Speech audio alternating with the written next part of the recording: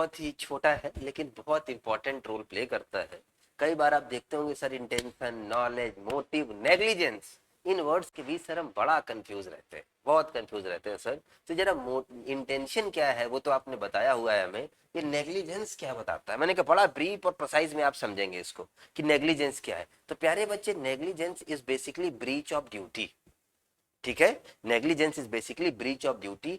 Negligence को, और खास तौर से हम लॉ ऑफ क्राइम्स के पॉइंट ऑफ व्यू से नेग्लिजेंस समझ रहे हैं, तो क्रिमिनल नेग्लिजेंस क्या है उसे समझने की कोशिश करते हैं। ठीक है, एक केस है आपका एस एन हुसैन।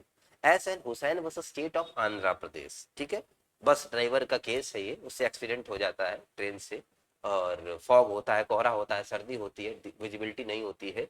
ठीक है, इसी से रिलेटेड फैक्ट है।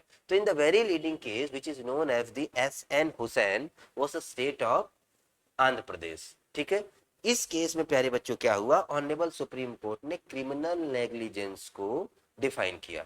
तो सुप्रीम कोर्ट ने क्रिमिनल नेग्लिजेंस के बारे में बताया कि क्रिमिनल नेग्लिजेंस, सुनना बड़े ध्यान से, criminal negligence is the gross and culpable neglect. Criminal negligence is the gross and culpable neglect or failure to exercise the reasonable and proper care and precaution, ठीक है, to guard against the injury, ठीक है, either to the public at large or individual। और इसको आसान करने की कोशिश करते हैं, एक लाइन में समझने की कोशिश करो। What is the negligence? Negligence is not taking care. जब आप किसी चीज का ध्यान नहीं रखते वही नेग्लिजेंस है। तो what is negligence? Negligence is basically not taking care when there is duty to take care। यानी आपको कुछ बातों का ध्यान रखना है, you are duty bound to take care but you are not taking care, this is the negligence। तो sir जरा वन लाइन में फिर बताइएगा, मैं सुन नहीं पाया। मैंने कहा negligence is not taking care when there is duty to take care।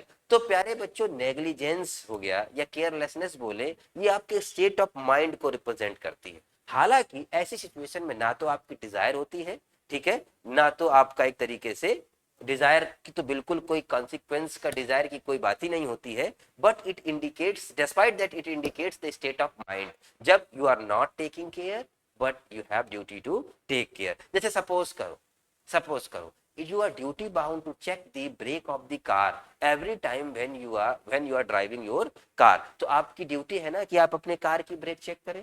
You are duty bound to check the brake of the car but you are not checking the brakes, ठीक है ना, और बिल्कुल नहीं करते, ब्रेक काम भी नहीं करती और अचानक कोई आ जाता है, आप एक्सीडेंट कर देते हैं। तो व्हाट इज दिस? आपकी कोई इंटेंशन नहीं थी उसको किल करने की या उसको चोट पहुंचाने की, आपकी कोई इंटेंशन या नॉलेज भी नहीं थी कि उसको चोट सामने वाले को पहुंच सकती है। यानी ना तो डिजायर है ना तो अवेयरनेस ऑफ द कॉन्सिक्वेंस, कुछ नहीं। Despite that it is the state of mind, मतलब negligence is not taking care when there is duty to take care. ठीक है, दिस इज योर ड्यूटी कि आप जब भी गाड़ी में बैठे ब्रेक चेक करें, आपने नहीं किया, ये क्या है? This is the criminal negligence. बहुत सिंपल और आसान वर्ड है, this is the criminal negligence. एक वर्ड और है, वो है रेसनेस, और वो जो वर्ड है रेसनेस वो क्रिमिनल नेग्लिजेंस से अलग है। एक वर्ड और है रेसनेस, वो क्रिमिनल नेग्लिजेंस से अलग है। ठीक है, उसको भी हम समझेंगे। रेसनेस मींस हैस्टी एक्ट, एक तरीके से रेसनेस जो है अलग है नेग्लिजेंस से, थोड़ा सा उसमें जो है डिस्पाइट है। ठीक है, ये कैसे अलग है उसको भी मैं बताऊंगा नेक्स्ट वीडियो में। Thank you.